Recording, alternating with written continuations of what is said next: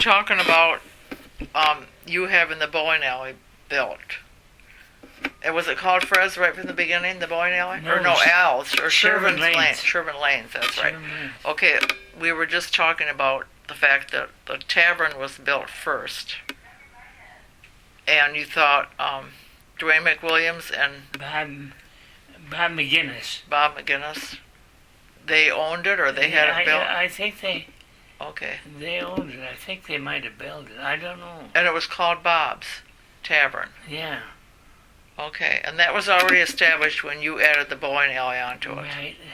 And then it was a number of years before they granted permission to connect the two. Oh, okay. Because of a liquor license. Right. Okay, because the tavern was in Garish Township, and the bowling alley Was in Higgins.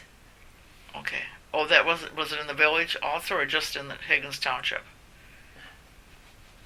I think the village line's right there somewhere. Yeah. I can't tell you that for sure. But they finally granted permission, and then we put that plate glass window in there, so you could. And then someone could buy a drink and come in and sit down in the bowling alley with their drink. No, they couldn't bring it in. Oh, they couldn't, but they could go. Oh, they had to stand by the window, didn't they? They all stood by the window, Oh, yeah. waited for their turn to bowl. Oh, yeah. Oh my gosh! So you think and Charlie Pappenfuss built the Chervan Lanes building for you? Yes, I know. Mm-hmm. I know that because. Okay, because you paid him. Because we concocted that deal on a fishing trip.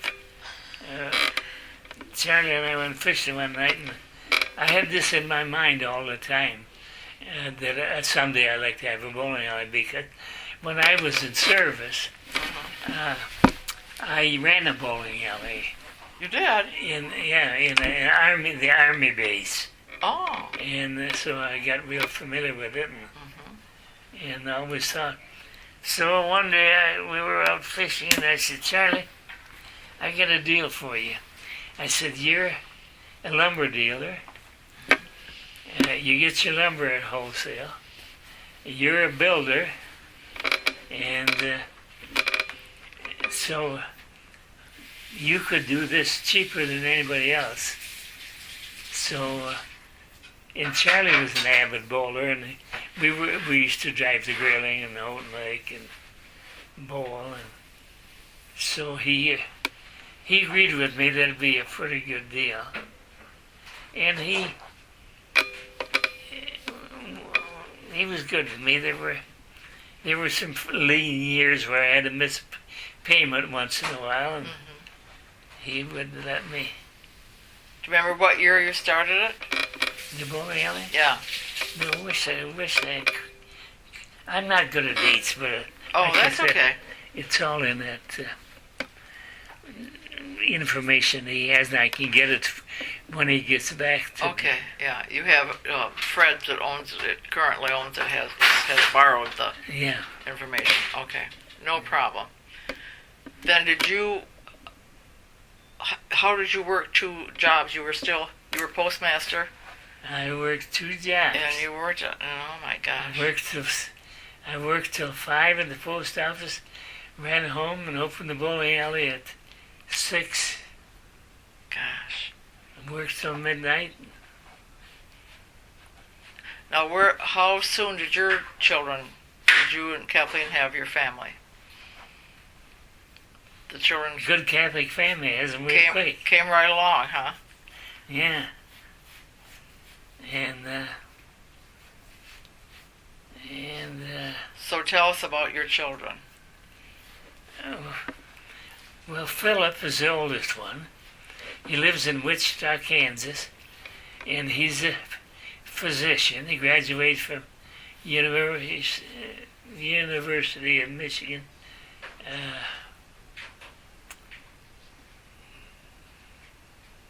What do you call it? Health? Medical school. Medical center. And everybody wants to know why he ended up way out in Kansas. Well, at the time that he was about ready to graduate from Michigan, and his number came up in a draft, and they gave him an option. They said, you can go in service and come back and finish up later, or we will defer you until you graduate if you will guarantee 2 years of military service. So they sent him to an air base there in Shreveport, Louisiana, and as a doctor, as a pediatrician, he took care of all the army wives and stuff. Why, sure. And then they didn't have a pediatrician. They wanted him to stay there real bad, and so he decided to open a practice. He said the worst thing he ever did. He said people there, he says, are not very true to their word or something. He'd say, I had an office and I had a lady that's supposed to clean about every other day. She didn't show up, and I'd go in and before I could start practicing, I'd have to clean my office and everything. Oh, sure. That's no good. So they asked him if he wanted to join a group practice. So he joined a group practice there with like 26 doctors and one receptionist, and took care of all that stuff. So he said, I got a chance to start practicing medicine again.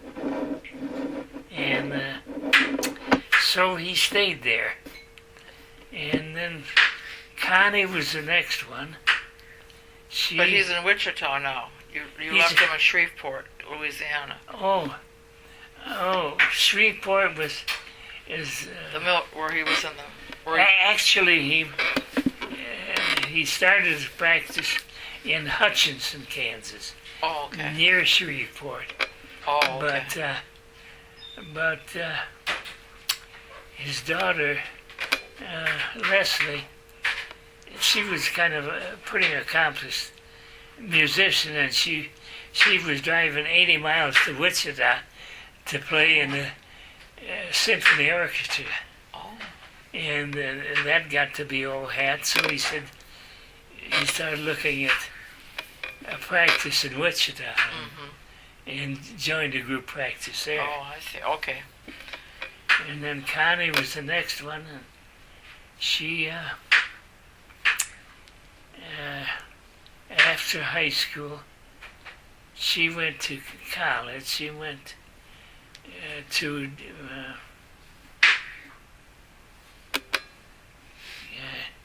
I forgot, in Detroit anyway, and then her husband was going to med school at Michigan, Dave, and so she taught there until he graduated, and then he went to 1 year. He went to London for additional training by some renowned doctor in London, and she went with him. And one of her kids was born over there. And then from when he got back, he went to Marshfield, Wisconsin. Marshfield is they call it the Mayo Clinic of the Midwest. All the Midwesterners go to Marshfield. It's a big facility. And that's where I found out how old I was. While I was there, Dave thought I should have a complete physical and go through all the... So I did. David Blaha. Yeah, and I went to see 5 or 6 doctors, and finally one of the nurses said, you don't look to be that old, to be 90 years old. At that time, I wasn't. And I said, why is that? Why would you say that? She says, that's on your admission papers. It said you're 90 years old. I said, that was incorrect. And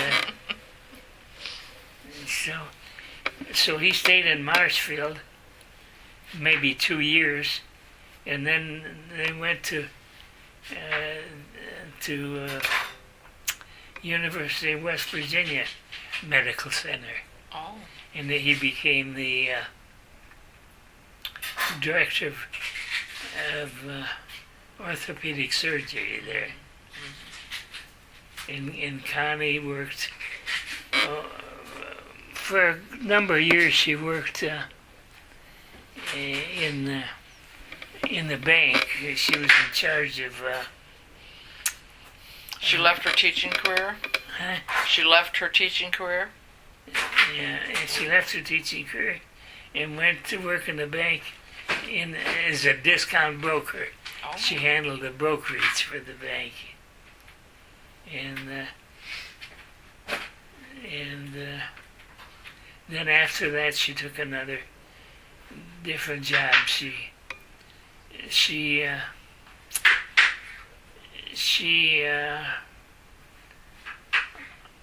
worked for TIA Cref.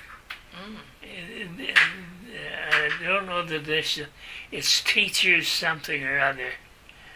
But anyway, her job, she had every college and university in West Virginia, in most all of the hospitals. And she used to do a lot of traveling. She put on retirement seminars for all the employees. Mm-hmm. Oh, good for her. And who's after Connie? then John. Okay. And John went to school in Rochester, New York, to a Catholic university there, St. John Fisher, and he got a CPA there, and he worked for a CPA firm for 3 or 4 years, and decided to come home, open his own practice. Great. And Patrice was the last one. She was the only one born in Grayling. Dr. Marzalka, Yeah. he was our doctor, and he had a heart attack and died, so we went to a doctor in West Branch. Oh, which one? Let me guess. Van Oosten? Van Oosten. Yeah, did you know him? Yeah, I worked there. Oh, did you? Mm-hmm. I worked 25 years at Toll-Free. Oh. With Kay Such. Oh, in the laboratory. Mm-hmm. Great. And, yeah, Dr. Van. So, there was Scheiberger there, and... Mm-hmm. Oh, Scheiberger was wonderful. And there was another, besides... I think Van got somebody in with him after a while. Yeah, he did towards the end. I can't remember who it was. I understand he died. Yeah, he died. He was a heavy smoker. And nice guy, though. Real nice guy. Okay, let's do a little bit about the village shop. Okay. Well, after I retired from the post office, and the kids were starting to grow up, Kathy wanted something to do, and Esther McCready had the... Agnes had the village shop. And she came to me and she said, do you think your brother-in-law, that would be Emil Kraus, would be interested in buying it, because he already had the Ben Franklin and Loreens and stuff. And I told Kathleen about it. She said, well, what about me? She said, the kids are growing up. I'd like to have something to do. So we made the deal right there and took inventory that week. And wonderful. And Agnes is decision wasn't so good. She wished she got married, and it didn't work out very long. That's true. Yeah, and so they turned out to be the best years of Kathleen's life. The one, her face still lights up when you talk about the village shop. Yeah, well, it was a wonderful place. It just was. She had. I bet she enjoyed the buying trips and all that. Yeah, she did. Sure. And she enjoyed her customers. And she had a lot of customers. She was actually like a personal shopper for a lot of them. Sure. Most all of the Dow Chemical people bought all their clothes from her. No kidding.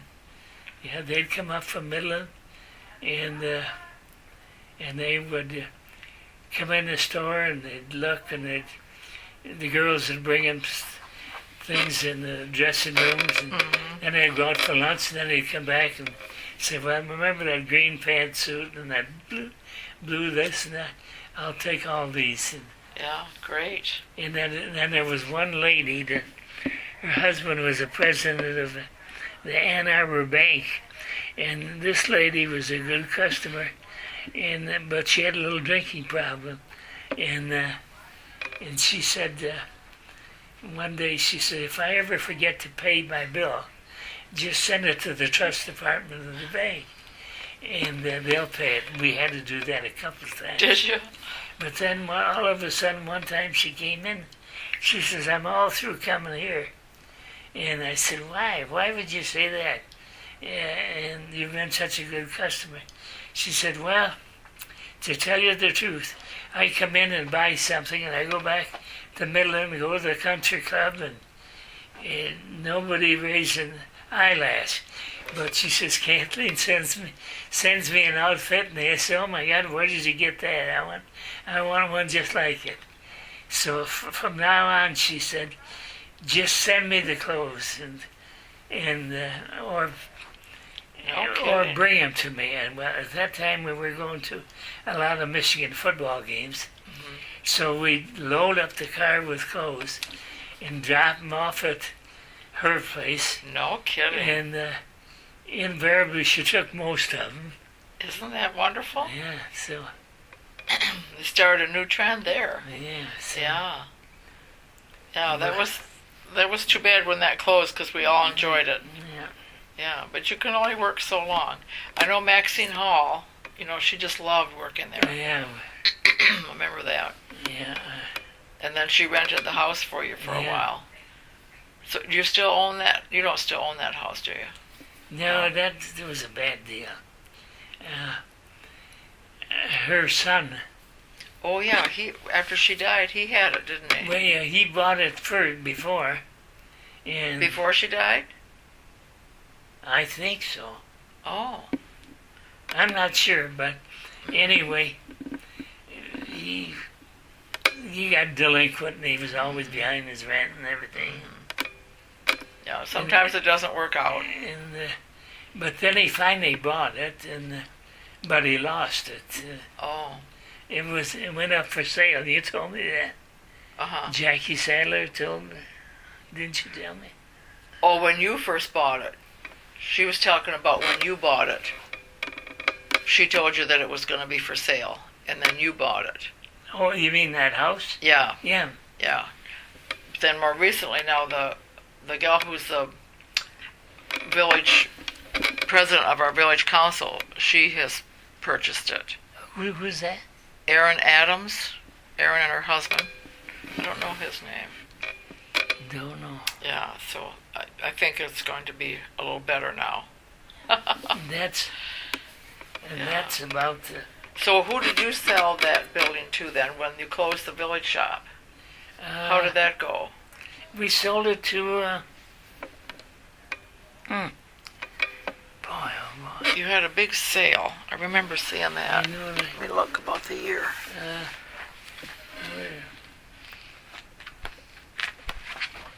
Ashley, you got a minute?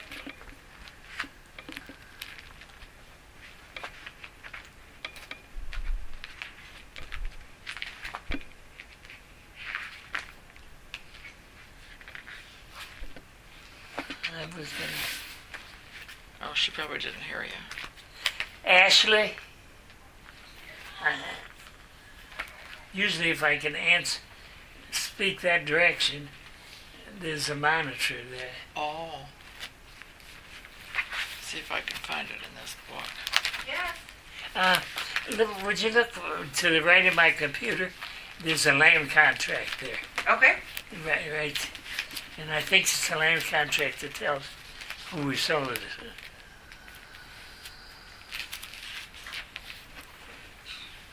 Well, I thought I saw it in here. Yeah. Just It should be on that upper level.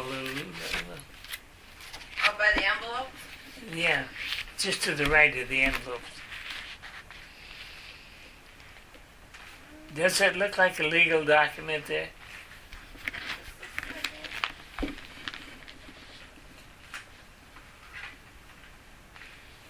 Well, your retirement was in 1971 when Leo Valkochuk followed you as postmaster. I think there's a going out of business. Yeah, here it is, going out of business. But that doesn't say who. Yeah, June 27th. You don't find it there? I'm looking. With a question mark, 1982. Oh, yeah, here it is. There you go. If I would read. Thank you. Uh-huh. Is there anything else I can find for you? I don't think so All right right. now. Holler if you need me.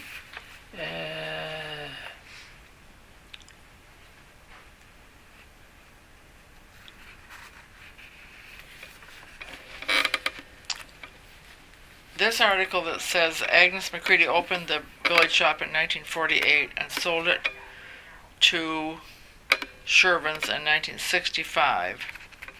Phyllis Job. Oh, okay, Phyllis Job. Yeah, she's now Phyllis Sickinga. And she had a flower shop in there, sure. That's right. Oh, okay. Yeah, that's who we sold to. Very good. Very good. Okay. This says you had it for 25 years. That would have taken it to 1990. I don't know that that's right. This is question mark 82. Well, I don't know. that's all right. It was some you had it a good many years anyway. Yeah.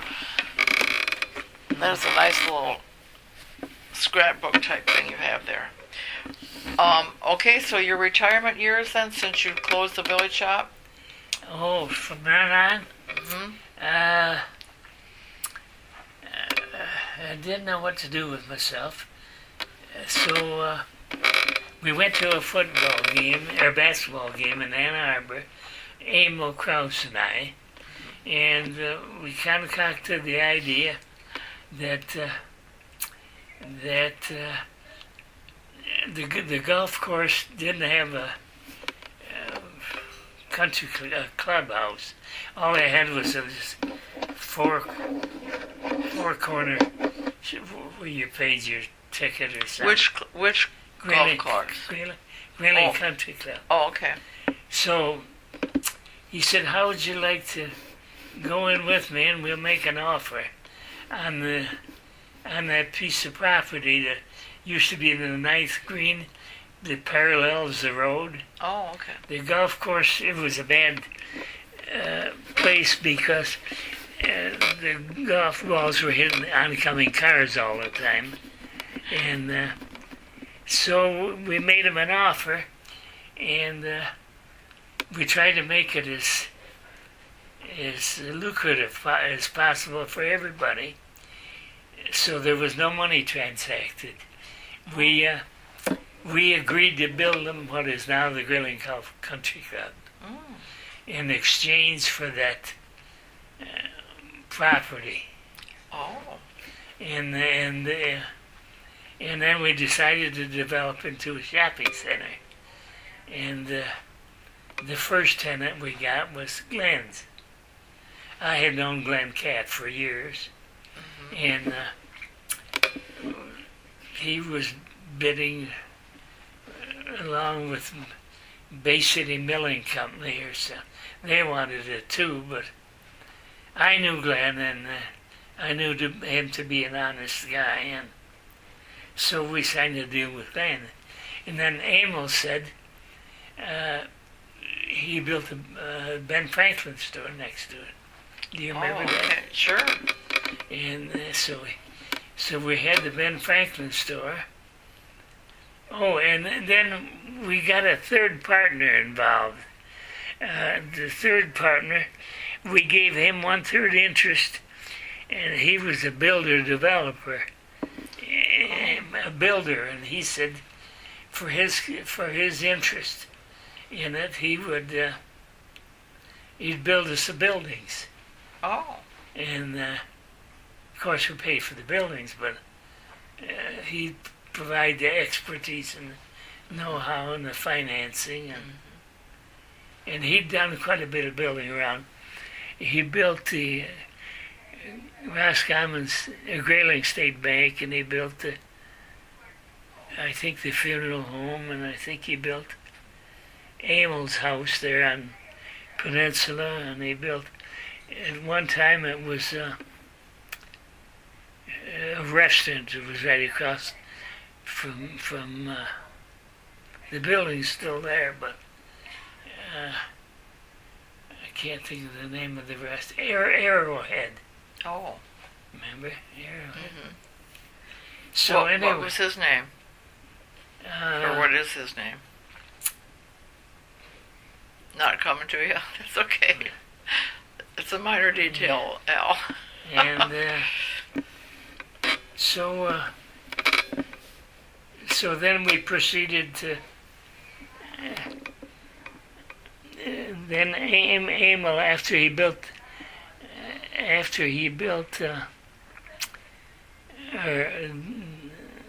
took over the Ben Franklin, he had Lorene's right next to it. Oh yeah, I remember that. He had that, and then we progressed and built a few more spec places, and we built that mini mall. So do you and Emil still own all those buildings? Everything except the McDonald's. Oh. We couldn't deal with McDonald's. Mm-hmm. They had a set policy that they wanted to come there the worst way, but they wanted to own. Mm-hmm. So we made an exception, and we sold them the property. Mm-hmm. Mm-hmm. They wanted to own, so they'd have their own tax advantages. Sure. And so you still own all that, you and Emil and the partner. Well, good. The big boy.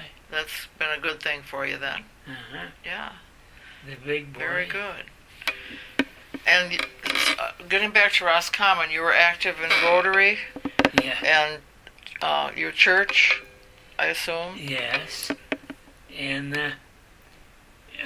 before they had a Chamber of Commerce, they had a village. I was active in that. I know, I can see that one postcard. Yeah. Oh, what was it called? Yeah.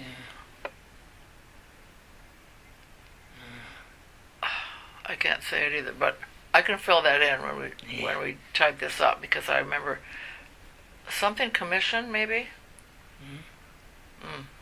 Yeah. Well, I don't know, but I know where to find it. Yeah.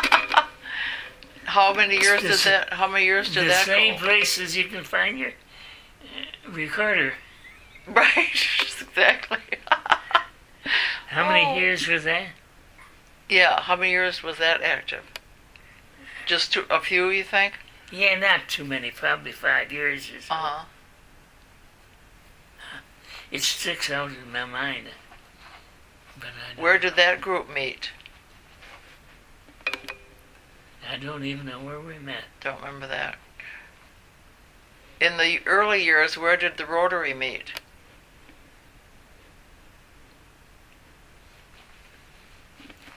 Roscommon Rotary.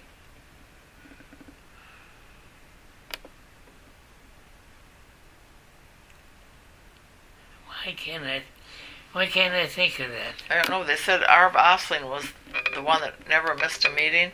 Harv was one of the, 34 years was some yeah. amazing thing. I know the Rotary helped the Historical Society. They helped us purchase. They paid for the Galmar boarding house. Oh, did It was they? $9,000. Yeah. I was secretary for 25 consecutive years. At Rotary. Rotary. Wow. And I put out a bulletin for 25 years, every Tuesday, Every week. every week. Wow, that was a big job. You must be good on the typewriter. Well, that was good until I put my hand in the snowblower. What happened to that finger? Yeah. Put my hand in the snowblower. Oh, ouch. We have the end of the little finger on the right hand seems to be gone. How long ago did you do that? Oh gosh, I was in the post office, and